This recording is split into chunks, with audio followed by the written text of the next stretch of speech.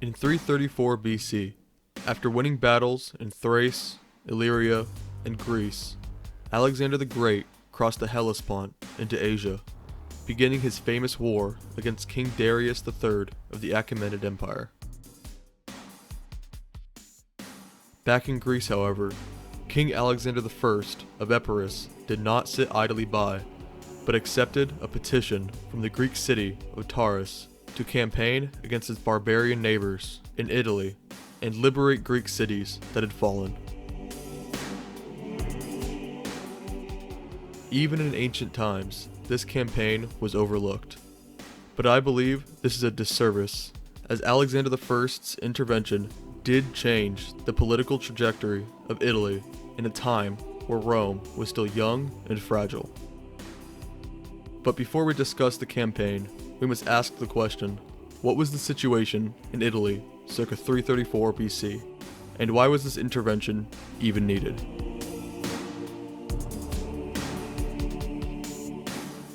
Greek colonies had existed in southern Italy since the 8th century BC, interacting with the native coastal Italians for hundreds of years. They traded, fought, and intermixed with each other, creating a multifaceted and complicated relationship between the Greeks and the native Italian people.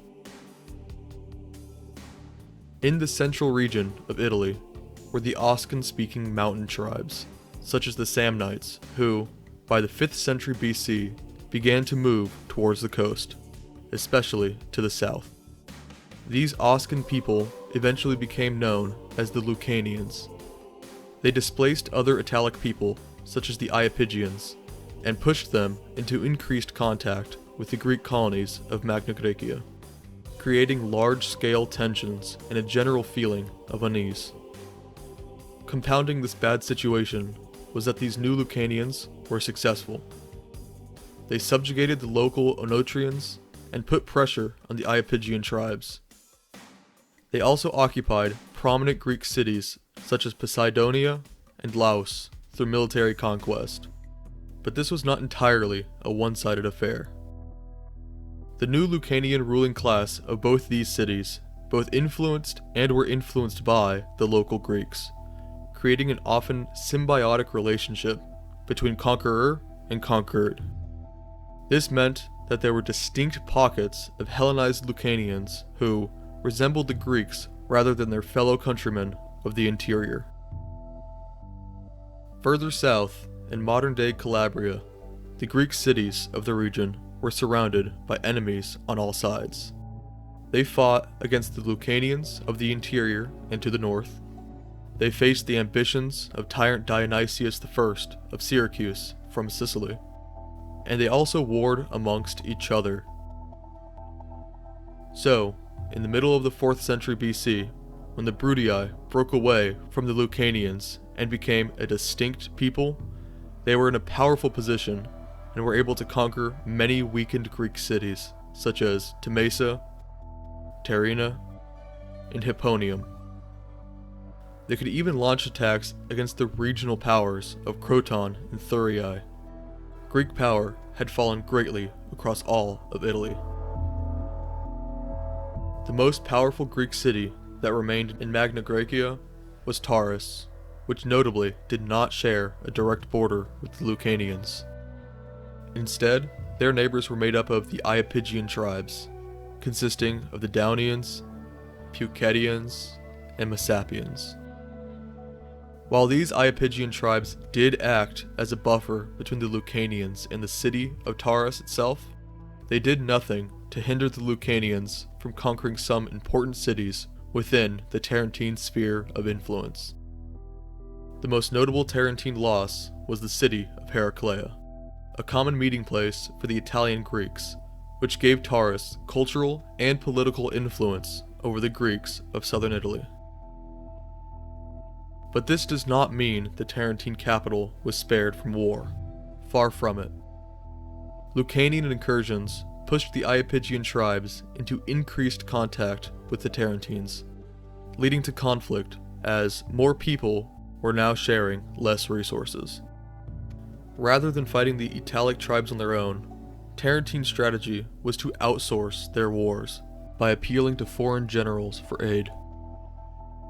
Less than a decade before Alexander's arrival in Italy, King Archidamus III of Sparta answered a Tarentine plea, fought the Iapygians, and died. Following this unsuccessful intervention, and with their problem remaining unsolved, the Tarentines turned to another foreign king, Alexander I of Epirus.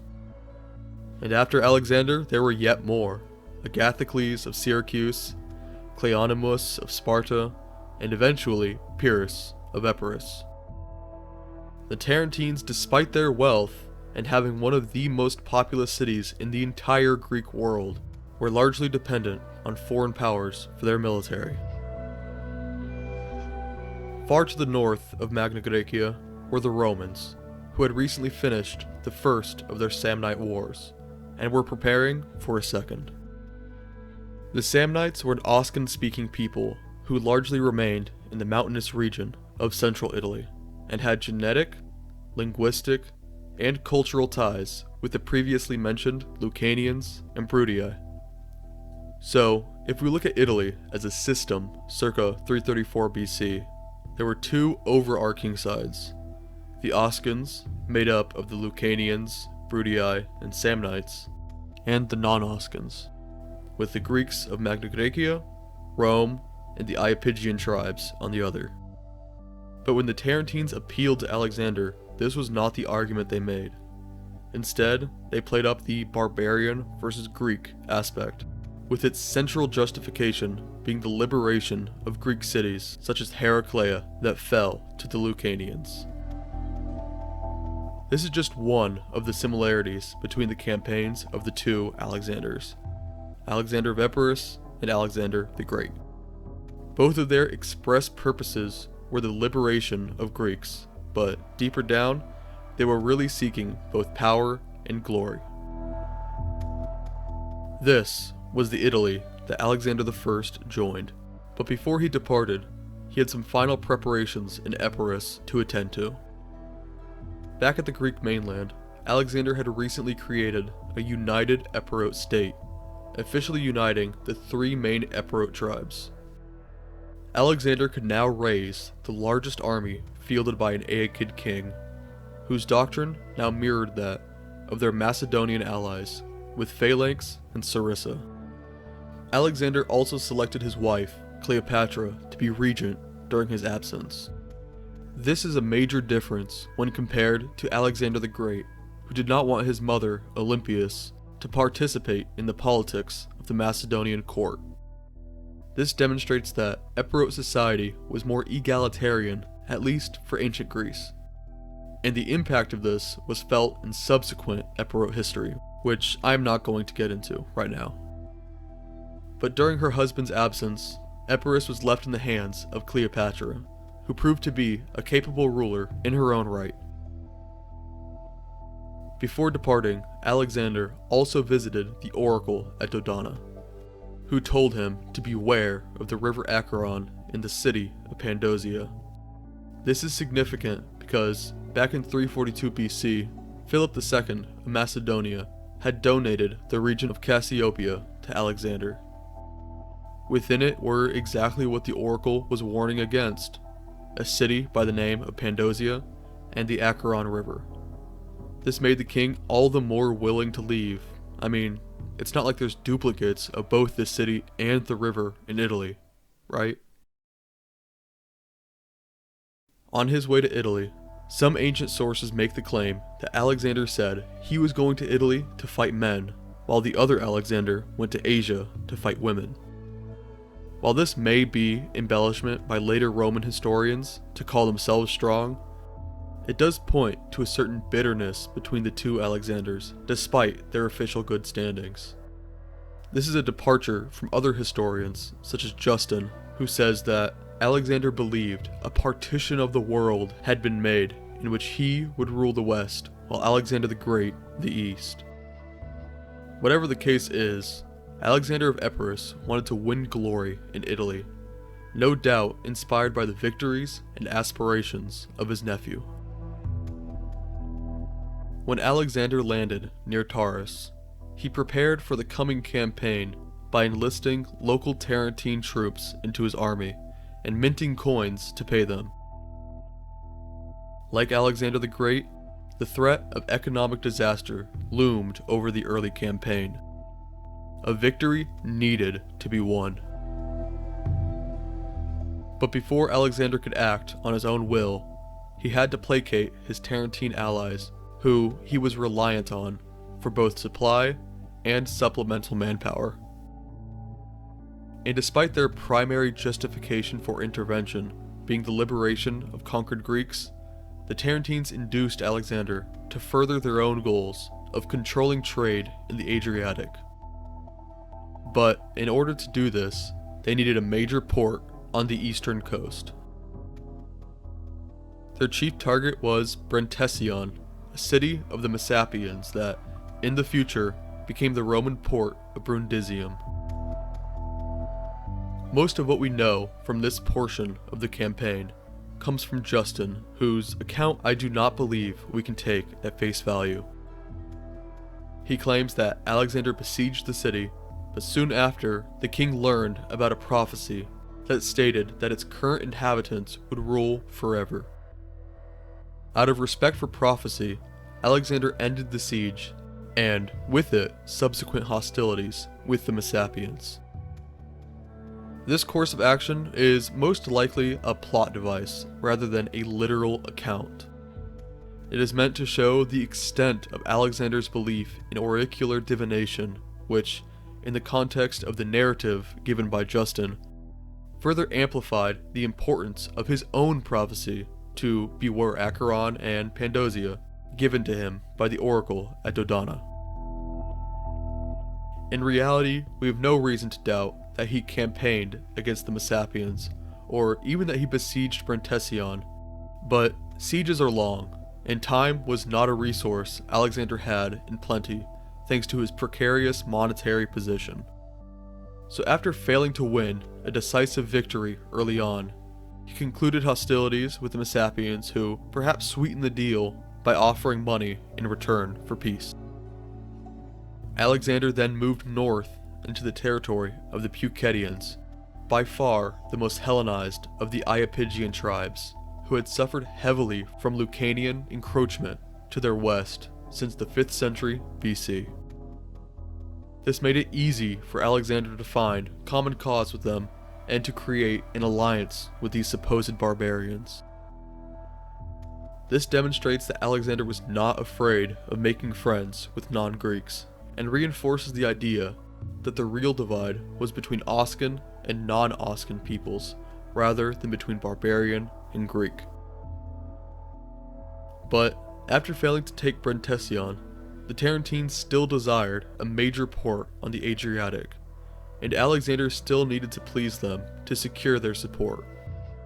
So the Tarentines spurred the king further north into the land of the Daunians, again more focused on expanding their own power rather than focusing on the liberation of Greeks. There, Alexander captured Sapuntum, a major port for the Arpini, winning a much-needed victory to relieve his strained treasury and satisfying the Tarentine desire for an Adriatic port. But this drove the Daunians as a whole into the arms of the Romans, who were willing to defend Daunia against any further outside aggression. However, this was not done out of the goodness of the Romans' hearts, but rather it had another purpose. It secured an ally for Rome which they could use against the Samnites in the coming conflict. So while the war in Daunia muddles the waters a bit, the Romans capitalizing on regional conflict for a better position in a future war with the Samnites is still a manifestation of the overarching idea of Oscan versus non-Oscan. The taking of Sapuntum is when cracks in the relationship between Alexander and the Tarentines began to form. As seen with Lucanians, Alexander was willing to ally himself with Iapygian tribes to fight against the more pressing threat of the Lucanians and Bruttii. But the Tarentines were more interested expanding their own power rather than focusing on the stated purpose of Alexander's intervention: liberation of occupied Greek cities. Alexander could not ignore their demands, however, as he needed Tarentine support and manpower, and thus had to placate them, leading to hostilities with the Daunians and a possible war with Rome should the Tarentines push for further campaigning in Daunia. But for now, the Tarentines were satisfied, and Alexander could finally begin his war against the Lucanians, starting with the liberation of Heraclea on the Ionian coast. As Alexander marched south, he rallied troops from the Peucedians who were willing to fight against the Lucanians that had threatened them for over 100 years. He then reaches the Greek city of Metapontion that, for many years, had been a rival to Taurus. The Metapontines, however, also suffered greatly from Lucanian expansion and did not want to be occupied like their Heraclean neighbors. So they were also willing to ally themselves with Alexander, and consequently also with their historic enemies. This collective force then reached Heraclea, a city that had previously been a Tarentine dependency, but was occupied by the Lucanians in the 5th century BC. This large army laid siege and assaulted the city, which could do little to resist. Heraclea was the first Greek city to be liberated, and was once again brought into the fold of Taurus. Alexander, now encouraged by his success and having strategic freedom to act, moved on to win many battles against the Lucanians, and notably, he took the major city of Potentia. He made it a practice of sending noble Lucanian families to Epirus as hostages in order to ensure the loyalty of his occupied territory. This meant that he did not have to sacrifice as much of his finite manpower for garrison duty. Another source of manpower were the Lucanians themselves. Alexander's bodyguard was made up of 300 foreigners who, for whatever reason, were cast out of their homes by their countrymen and were willing to fight for the Epirote king to regain a place in their home. He also captured plenty of the Lucanian fortune that he used to mint his own coins and pay his army. Any economic concerns from the early campaign were no longer. These wartime practices were very similar to Alexander the Great, who also used foreign troops in his army, and minted coins while on campaign to pay them. In 332 BC, the king continued south until he reached the city of Poseidonia, that, while it had been occupied by the Lucanians, still maintained a significant Greek population. Culture in the city was a blend of Greek and Lucanian characteristics, and both cultures operated symbiotically with one another. The Lucanian elite became extremely Hellenized, resembling Greeks more than Lucanians, and they even fought wars against the more aggressive Lucanians of the interior, despite supposedly being their countrymen. Just like in Peucadia, Alexander proved willing to ally himself with Hellenized Italic peoples. Rather than besieging the city, Alexander marched north and defended it from a combined army of Lucanians and Samnites. At this point, due to the inclusion of the Samnites, Alexander signed a treaty with Rome, as they now shared a common enemy. This, yet again, demonstrates the divide between Oscans and non-Oscans. Around the same time, the cracks in the Epirote-Tarentine alliance began to break down even further. Alexander saw the Tarentines as essentially using foreign support to cement their own hegemony over the region. They still had aspirations of dominating the Adriatic and Ionian coasts, and in the way of this were now the Peucedians and the Metapontines, who, thanks to Alexander, they were now allied to. On the other hand, the Tarentines thought that Alexander was carving out an empire for himself at the expense of Taurus. Both sides were correct. The Tarentines were trying to dominate their neighbors through a reformed Italiate League, and Alexander of Epirus, just like Alexander the Great, was trying to gain glory and win large swaths of territory through military conquest. Both sides stayed in a begrudging alliance due to their shared enemies, but neither supported each other. This meant that Alexander could no longer rely on Tarentine supplies or manpower. In response, Alexander moved the Pan-Hellenic festival from Heraclea within Tarentine territory to Thurii, a historic Tarentine rival. While this did decrease the influence of Taurus on the Greeks of Magna Graecia, it also divided them and had major ramifications in the future. Alexander could not stay in one place too long, however, and, despite losing a large portion of his army, had to keep campaigning, destroying Oscan armies as they appeared.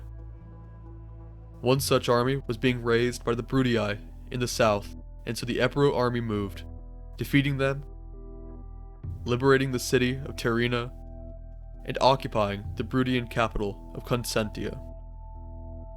These victories did not last long, as yet another army was being levied, a combined force of Lucanians and Bruttii, which outnumbered the Epirote army. The Epirote king set up a defensive position near the Lucanian-Bruttian border at a city called Pandosia, where he could make the choice to either launch further incursions into Bruttium or turn back and continue his campaign in Lucania. But before he had to choose between north and south, he had to fight this newly formed army at the Battle of Pandosia. I have done a whole video on the Battle of Pandosia, so if you want the details, I would point you over there. But for this video, suffice to say, Alexander lost and died for it on the Acheron River, fulfilling the prophecy of the oracle at Dodona. The Epirote army was destroyed, and in a single battle, the war was lost. The king's body was mutilated, but was eventually sent to Metapontion, and from there, back to Epirus. Both Alexanders, once they went off to war to fight in far-off lands, would never return. So, the Italian campaign of Alexander of Epirus failed, although it did have serious regional ramifications. First, and most apparent, is that Taurus was secured for the near future and prospered. But this was temporary, and at the end of the 4th century BC, they were back to appealing to foreign generals for aid against their neighbors. Alexander's actions in Daonia drove the northern Iapygians to ally themselves with Rome for protection against Taurus. This gave Rome an advantage against the Samnites in the coming war, but also, due to the breakdown of relations between Taurus and Alexander, the Tarentines allied with the Lucanians and became staunch opponents of Rome. This meant that their historic enemies, such as the Greek city of Thurii, easily aligned themselves with the Romans. These changes meant that in the early 3rd century BC, the Romans could begin to threaten Taurus itself, and in 281 BC, the Tarentines even appealed to a second Epirote king, Epirus, who fought against the ever-growing power of Rome. Alexander was not successful in creating a massive Epirote empire in Italy, but it did restructure the political web of the region and cemented a series of alliances that Rome had to navigate in the late 4th and early 3rd centuries BC. For this reason, I was surprised to find it was not written about much in Roman sources, nor even in our modern ones. The campaign changed the trajectory of the burgeoning Roman Republic, and I hope you learned something. Thank you.